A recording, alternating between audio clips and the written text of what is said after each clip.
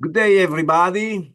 Again here, the Skillman Network with a new member. I'm very happy, super happy to have this occasion to make this short interview to my friend and our honored member, Sungsup, which is joining the Skillman Network recently, but who was a friend of the Skillman Network during time. He always considered us as a relevant stakeholder in the field of his work. And so finally, he decided to join the Skillman Network as officially as a member.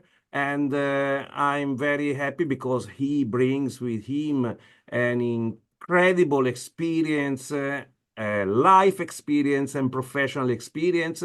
So we are keen to understand better this experience, Sungsup. Thank you very much for being here with us. As you know, this is a not formal interview. It's just a friendly way to introduce your skills, your capacity, your experience, your outstanding understanding of the world of skills to our members. They are very curious and they want also take advantage from your experience, inviting you for conferences or for researches. And in this way, they can understand better how you can be of value for this live network, which is the Skillman network, spanning in 95 countries in the world. So, such long introduction. Sungsup, I will propose you 4 questions. I will go through the questions and I will try to interact with you, but I don't want to interrupt you. So now, as a first step, I would like to introduce you as what you are now in your professional life as a visiting professor at the KDI School of Public Policy and Management in Korea with your over 35 years of experience, including leadership roles at the Asian Development Bank, as I said.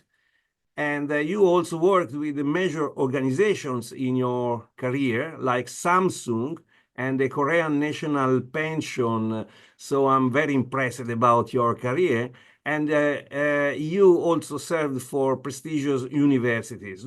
So now I'd like to invite you to introduce yourself a little bit better of what I'm able to do. I'm very modest in this capacity, but you can solve this problem of my gap to be able to present you in a very comprehensive way. So could you briefly introduce yourself and highlight the most relevant aspects of your career, such as your work at the ADB and your role now at the KDI, and other key positions that you think are interesting for understanding your outstanding profile.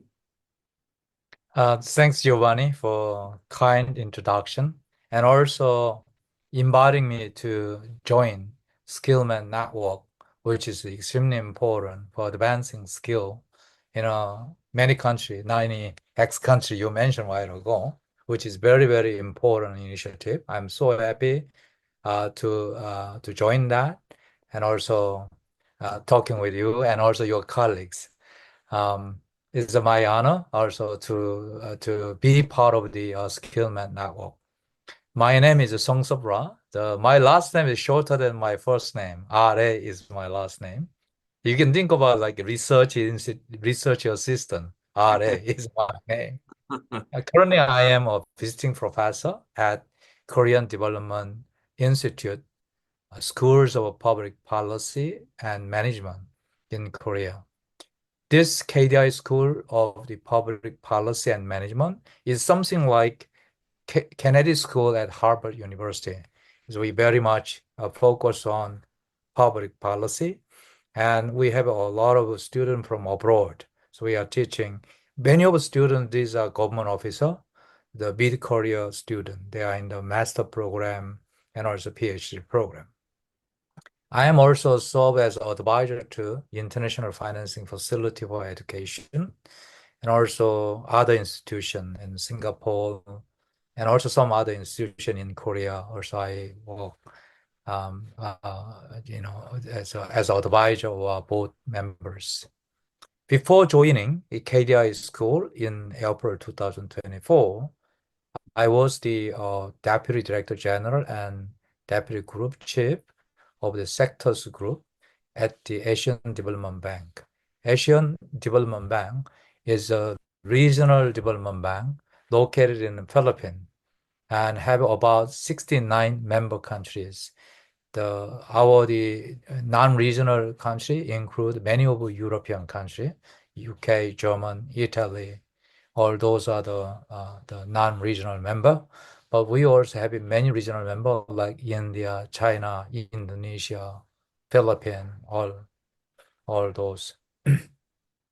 So in that capacity, I led the ADB-wide sector strategy, knowledge innovation, and also sovereign operation across all sector that include agriculture, education, health, finance, transport, urban development, and water, all those. I, in fact, oversaw the strategically important ADB initiatives such as climate financing, energy transition, addressing the learning crisis, and food security, and also I also manage the 29 trust funds of the Asian Development Bank. In the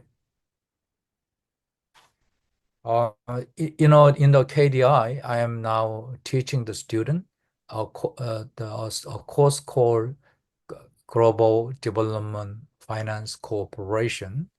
Throughout the courses, I try to familiarize the student, know about what's the global finance trends now, or what are the key initiatives being undertaken by the multilateral banks.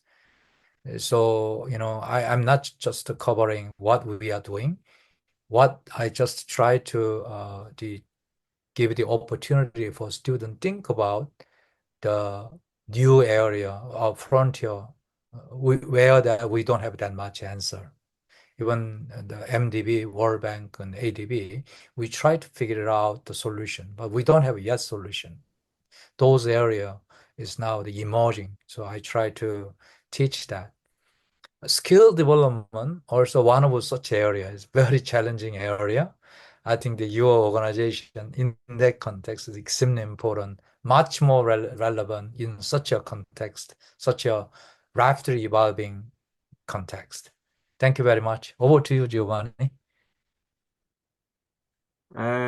These thanks are very important for me and for the organization because of your recognized status, not only as a manager, but also as a researcher. I would like to remember also your publishing and the one that also involved the Skillman network with the other, our important member, Professor Rupert McLean. I would like to mention Powering a Learning Society During an Age of Disruption. That is a book that you have written together also with Shanti Yagannatha.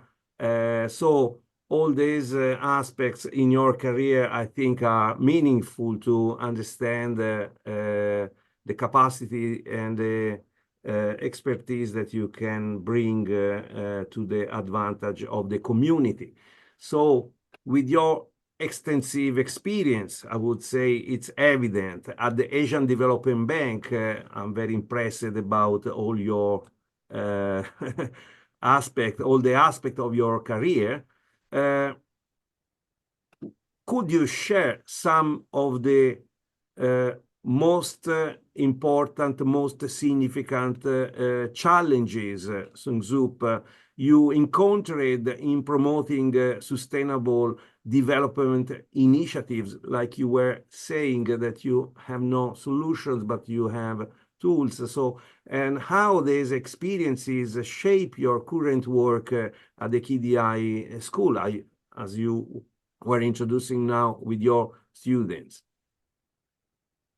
Yeah, in fact, when I'm thinking about the challenges, in fact, when I was in ADB, I led the strategic directions, preparation of the strategic sector directions for the oil sector.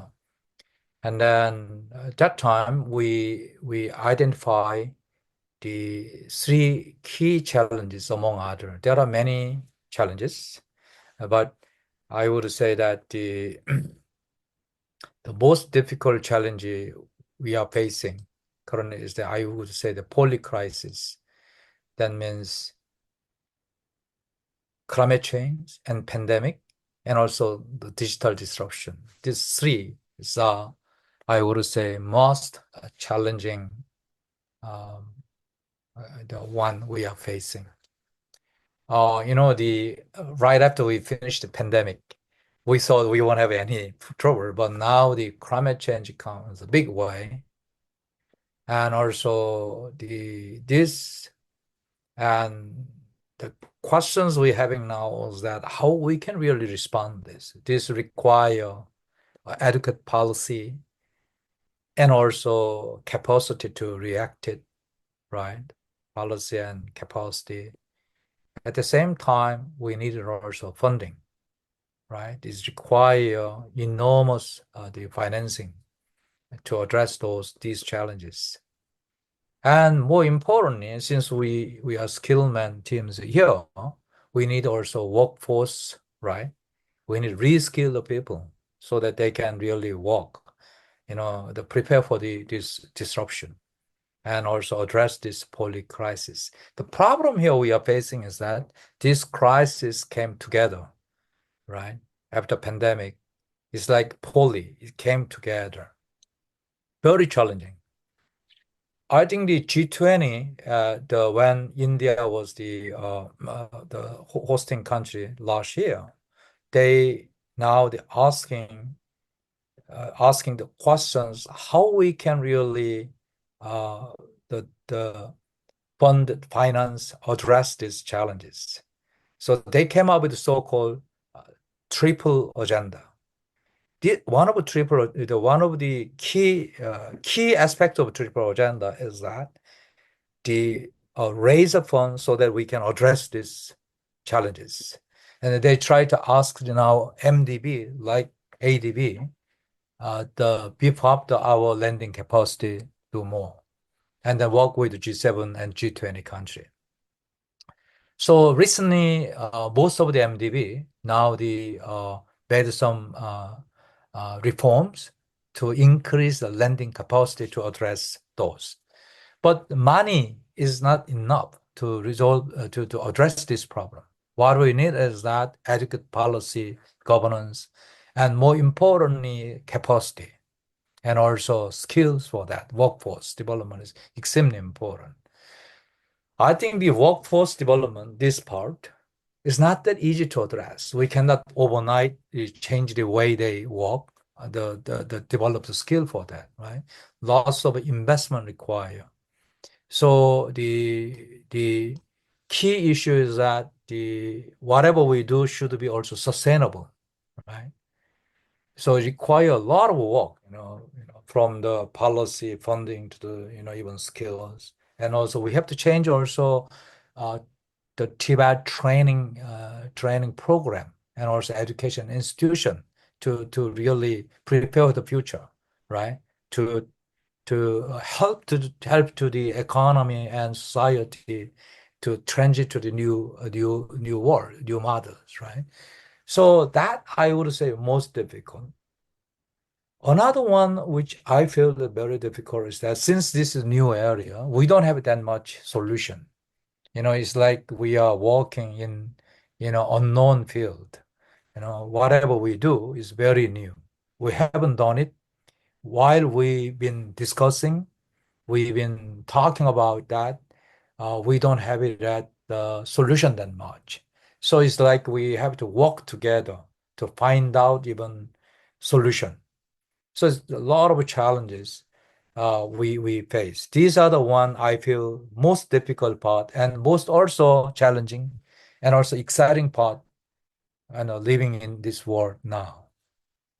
Over Wow, to you. so much. Thanks so much because this comprehensive overview on the world challenges, I think, helps very much in understanding our work, even the work of the community, the efforts that we put in stressing the need of skills development, which is interrelated with other aspects that you mentioned. Actually, you also introduced my next question, which was addressing the urgent priorities for global education financing. I think you have already, in a way, illustrated which is your view, because when you say that money is not enough, investment have to be, in a way, supported with a vision on policy and making capacity building for workforce development, which is not any more known, I would say, known area. When you say that we are working on, we are in a way facing unknown fields. I like very much this concept, Sungsup. Thank you very much, because exactly, for example, we are working as a Skillman network on the idea to move the digital credential, to move the learning credentials from individuals, from institutions to individuals, and we are working to put these credentials on the blockchain. I would say that this is very experimental and it is an unknown field because we don't know what and where this operation will bring us. I have an idea in which the human capital has to be considered the skills of people, and this capital must become effectively a value for individuals, giving them the learning results in their filling their learning accounts. So I think this is a completely unknown field because nobody has never paid someone with skills or valued the stock market of the skills. I don't know, something like that. So I'm very excited in these new challenges, and I'm working with other colleagues to try to understand which are, at least to start, these unknown fields. So during your time at ADB, I think you played a key role in addressing issues like energy transition and climate change. And of course, these eruptions that you were mentioning are fundamentally need to be addressed, to be understood. So what you consider as essential for accelerating the skills development, considering this kind of disruption that you were mentioning, and the climate change, the pandemic, this disruption all together, what they make to think necessary for accelerating this progress in adapting the skills of the workers? Yeah, thanks very much for Giovanni for excellent questions, asking particularly how we can facilitate the transition to the world, green economy, right? Green transition. It's not easy. Yeah, as you said, you require many transition for but fundamentally, when I think about energy, the climate issue, it's very much with the energy issue, right? So we need now from fossil, we need to move to the energy, the cleaner energy. Now that there's a big, I think, significant progress in terms of the investing and also mobilizing resources for the solar and winds and the renewable energies. However, still, the big the gap there. For example, when I'm thinking about the coal coal-fired power plant. This in Asia, about the 60% energy supplies comes from the steel coal-fired power plant. In the Europe, I think that you have much more advanced progress there. But in the most of the country in Asia, in developing country, heavily rely on the coal-fired power plant. When this country, developing country, rely on this, right? And then they are the one who, I think, they produce more than 50% of the CO2 globally. Is there no way we can meet the climate change ambitions we have it, right? Without addressing those issues. Another challenge we're facing in Asia, many developing countries, that unlike European country, these coal power plants in Asia, these are quite young. Well, average the years of the coal power plants in Asia is almost 15 years. But coal power plant that you can use this one about 30 to 40 years. Means without closing, with all those, we cannot meet, right? Without closing that, we cannot meet the CO2 reduction ambition we have it globally. But Europe, the average, I think the years of coal power plant is about 30 years. It's much easier for you to really think about. And then in Asia, not only we have it a stock of the new young power plant, they are still also building new one. Right? So when you're thinking about this, is very challenging. How we can address? Just giving one example of the say closing or early retirement of the coal power plant. That must be one option. But how we can do that? You require noble financing, right? Policy, but at the same time, you need also capacity to do it, right? Because transition to this is not that easy, right? Because to close one power plant, you need to understand the impacts of this. You cannot just simply close a power plant, coal power plant, 500 mega, without assessing the impacts on the grid, right? And then preparing the other option. And more importantly, you need experts who work on that. Someone who develop financing modality, someone who would come up with a policy framework, right? Someone also come up with say due diligence, the assessment, and also more importantly, the people will lose a job, right? While when you close the power plant, they'll lose a job, right? We need to think about impacts on the employment in the local community. So it's like comprehensive, integrated approach required. And then we need also have a team of experts and workforces to work on that, right? And then once they lose a job, we need to reskill them so that they cannot do job, right? Also, we need also develop new skill for this. Energy transition, you need a different type of skill. So what I am keep thinking that we are very much talking about funding, very much talking about big picture issue, but not necessarily we are not focused on building capacity, skills issue. This is extremely important. So in that context, your Skillman's mandate and objectives is extremely important. Perhaps in Europe, you have more experience doing energy transition. Whomever more experienced, they can be very important people who can really educate and then help to skill people in the developing country.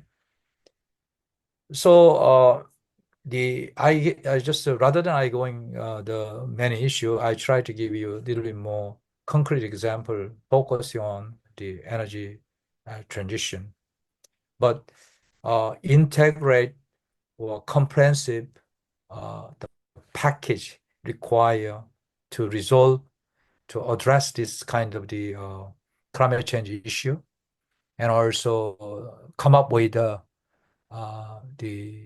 actionable solutions. Yeah. Wow. Thanks so much, Sungsup.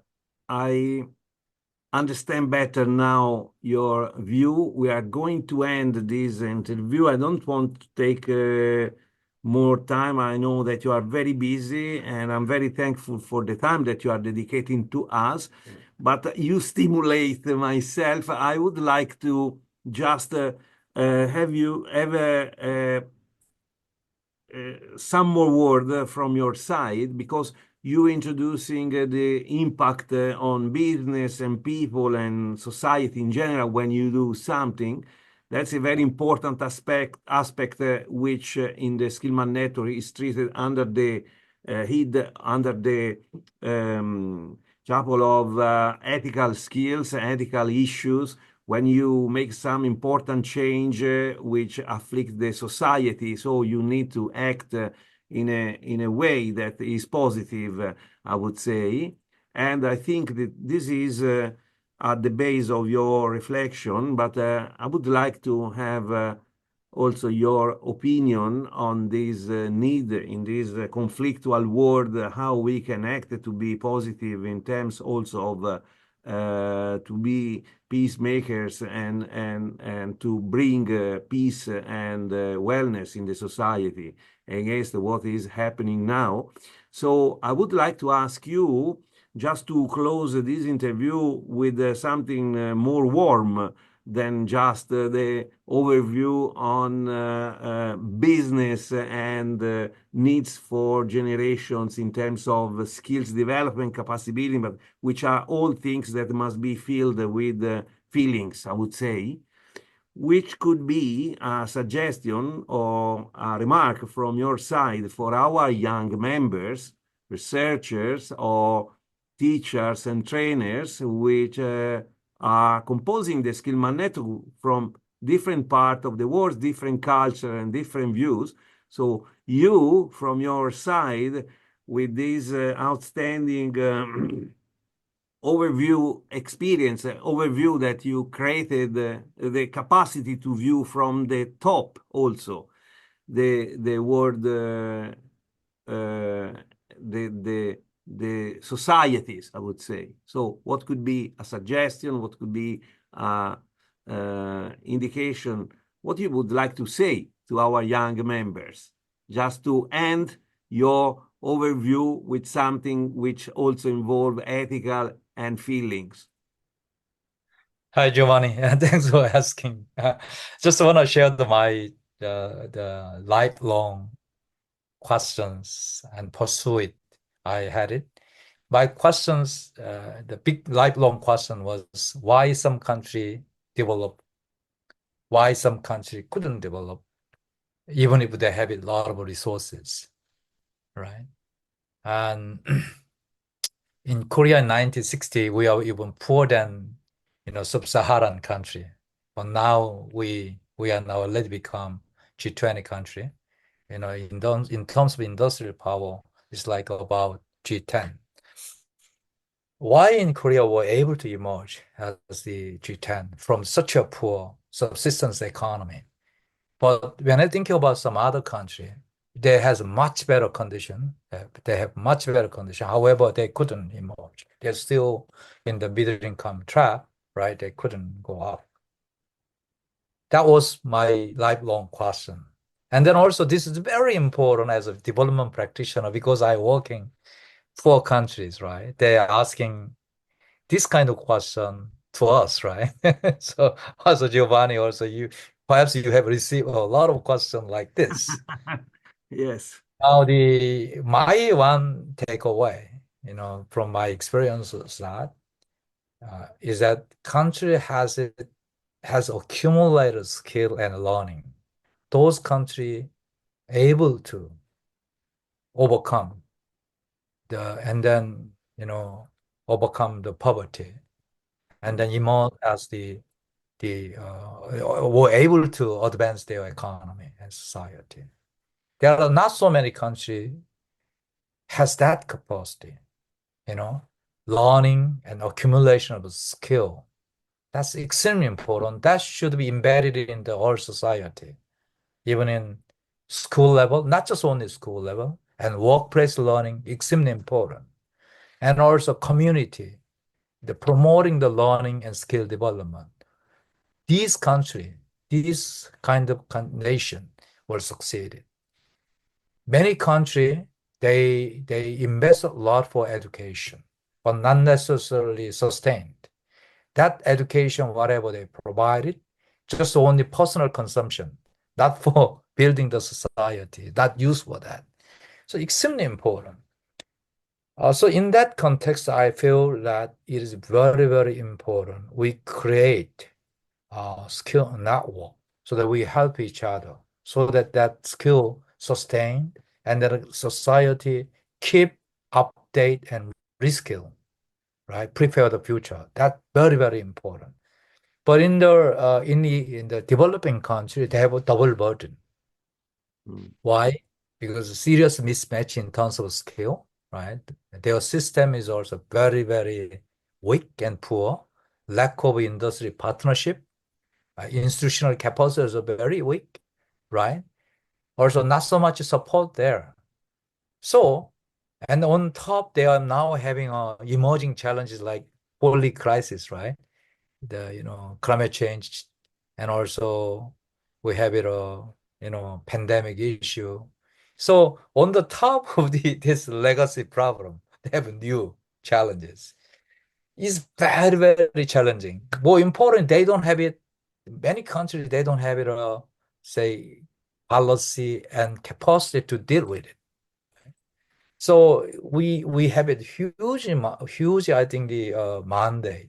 Also, I would say the challenges to help to address those for the developing country.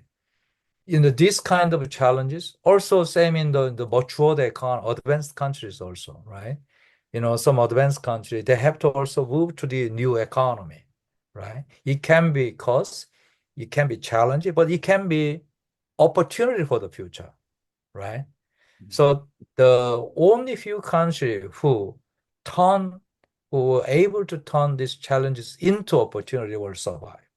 So in a way, we are in the inflection point. It's a very, very interesting the age, the time we are living in. We are living. The things changing so rapidly, and then we have now I believe, have opportunity to really turn the challenge into future opportunity. So in that context, I'm very happy to be part of your team. Thanks so much. Yes, I think we have touched several aspects, and now we have a really understanding of a better understanding of your view. I would like to read the Power in Learning Society During an Age of Disruption book, because I think in that book you can find many of these aspects that you have presented. And so I would like to remember to our members and the audience that Sungsup Ra is now a visiting professor at the KDI School of Public Policy and Management in Korea, and he owns more than 35 years of experience, including leadership roles at the Asian Development Bank and also relevant organizations like Samsung and the Korean National Pension. And he has an outstanding capacity to drive, to support the Skillman network, the community, with innovative visions for the future of skills. So, Professor Sungsup Ra, now it's time to say goodbye. I'm very thankful for your time with our community. I think that this interview will become like a milestone in our material, in supporting our members to better understand their role in the world of education. Thanks so much. Thank you so much for your time, and thank you so much for your kind way to introduce such difficult arguments to us. Thank you very much. Thank you very much, Giovanni. Thank you also. Bye-bye. Yeah. Bye-bye.